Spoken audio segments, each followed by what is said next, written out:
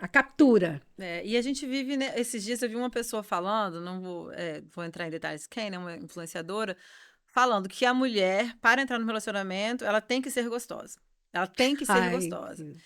E aí você fala, e depois a pessoa até explicou, né, que o gostosa né, pode variar, tudo, mas você imagina, uma pessoa, eu tô ali vendo aquela pessoa com milhões de seguidores e tal, que é a questão da nossa era agora, né, essa era de relacionamentos perfeitos e mulheres maravilhosas, e, né, eu não tô no relacionamento porque uma mulher tem que ser gostosa.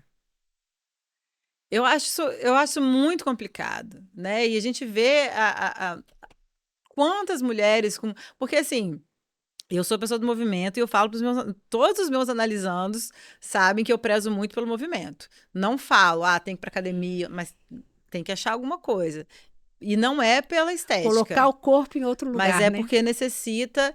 Né? Agora você imagina, Isso meu analista me falou. você fala para uma pessoa que está sozinha, que tem uma rotina de trabalho, precisa sair de casa às 6 horas da manhã, sai do trabalho às 7 da noite, precisa ir para a faculdade, chega em casa às 10 da noite, tá sozinha, e aí eu falo, você não vai arrumar ninguém, sabe, porque você não tá gostosa.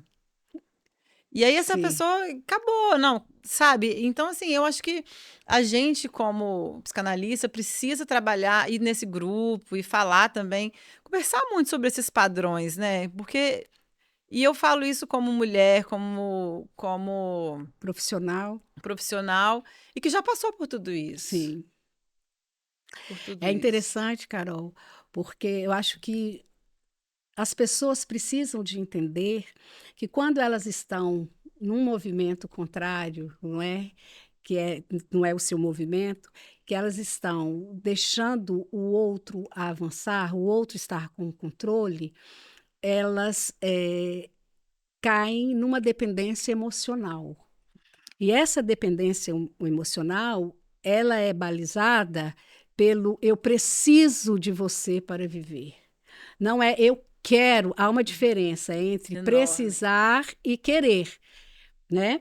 Então, querer estar com alguém é muito legal e pode estar e pode dar certo o tempo que for, mas se houver uma ruptura, se houver, né, se esse relacionamento não caminhar, essa pessoa surtar, descompensar, enlouquecer, não consigo viver sem fulano, né?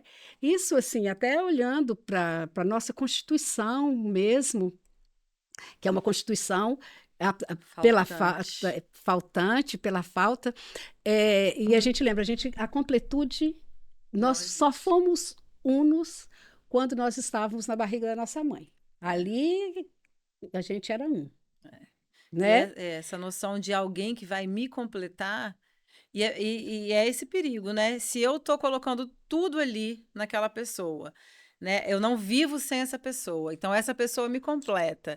E eu não sou mais eu. Quando essa pessoa vai embora, se ela vai embora, não vai só a pessoa, né? Vou eu junto. E aí Claro, acaba, e é muito difícil sair desse lugar é de uma quando essa pessoa vai melancolia, né? É embora. um luto que não acaba. Eu sempre falo, a gente, de novo, eu tô falando aqui, mas eu falo de muitas coisas que eu vivi. Eu não tô falando aqui de. Até porque ninguém tem relacionamentos perfeitos. Eu longe disso, né? Mas enfim. Mas eu acho que é esse lugar, falo isso muito na clínica. O casal tem o eu, tem você e tem nós. Isso, Porque se um foi embora o nós, mas eu tô aqui, você também tá, isso, né? Porque tem que ter. E exatamente. Isso é aprendi também extremamente, na prática aí das coisas é, também. isso é extremamente importante. Tem o eu, não é? Uhum, E como é que o nosso foi embora, mas eu preciso, então, de me refazer, de criar novas conexões, de uhum, reconfigurar esses espaços que esse outro deixou, né? uhum, Porque senão o caminho é medicação mesmo, não uhum, tem jeito, não é? Porque às vezes as pessoas também estão num movimento masoquista, né? uhum. Até eu não sei se eu acho que Freud fala que quando a pessoa ela tem esses parâmetros, não é, que ela se martiriza, ela tem como questões que ela mesmo se pune e tal, e quando ela começa um relacionamento assim, ela projeta no outro Uhum, e dá ao outro esse poder, e dá a esse objeto o poder de destruí-lo, uhum, não é? Então, é uma coisa muito masoquista. uhum. É uma coisa assim que, se ele está me fazendo sofrer, é porque ele se preocupa comigo. Ele me ama. Ele me ama, ele me protege, ele tem ciúmes. Nossa, eu já vi vários relatos das pessoas assim, amando as crises horrorosas que se meteram, que se envolveram, porque. Estou falando ali que falta 10 minutos, então não quero me perder. Então, e achando que isso é bonito, e Uhum, achando que isso está fortalecendo o relacionamento. uhum. Muito pelo contrário, Sim. né? Então, Carol, que a gente pode falar, né? A gente tem pouco tempo agora, mas eu acho que essa é uma conversa que ela Daria para uns 15 episódios, pelo menos. isso, para uns 15 episódios, mas eu acho que nós falamos coisas importantes aqui, de entender que nós somos únicos, Uhum, não é? Entender que somos únicos, que querer estar com alguém é muito salutar, mas precisar de estar com alguém é algo que está indo para patologização, está indo para doença. sim. Então, relacionamentos, que bom se durassem, se tiverem acordos, Uhum. né? Acordos firmes, fortes e que aí dura para a vida inteira. Um outro é capaz de tolerar, como você usou a palavra Suportar, tolerar, né? suportar. É, mas suportar tem a ver com tolerância Sim, também. sim, Não é na primeira falha que eu vou jogar tudo para o ar. sim, Então, eu acho que esses acordos, a gente precisa de saber que se a pessoa que nós estamos relacionando, eles são capazes de manter, de fazer acordos e de mantê-los. sim. É importante entender a questão da posse, né? Que realmente pode ser que a gente um dia tenha alguém para dividir momentos, pode ser que não, para compartilhar a vida, para compartilhar mesmo, né, a vida juntos mas que pode não acontecer. E eu acho de trabalhar isso, que é uma coisa que eu comecei a trabalhar, né? A minha análise começou sempre, teve muito baseada em relacionamentos, né? Sim, E sempre. E assim, entender o que que é estar sozinha. Não estar sozinha, né? Mas estar com seus amigos, com outros parceiros, com outros pares. E que se essa pessoa vier para realmente somar, fazer acordos, e que a gente consiga ter, ter uma forma de fazer esse caminho juntos e bem, enquanto estivermos bem, não enquanto estivermos bem, se não estiver bom a gente separa, mas enquanto estivermos bem, enquanto pudermos continuar fazendo acordos, que bom, vamos seguir. Mas para entender também que existe,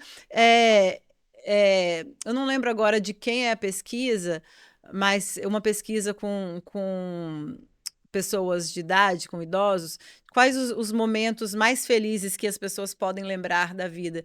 E a maior parte desses relatos foram as risadas e os pois momentos é, que eu passei com os meus amigos. olha só. Então, assim, a gente vai levar a vida que a gente leva com os nossos pares e parceiros, né? Sendo eles amigos, parceiros românticos ou não. Então, que a gente consiga estar bem.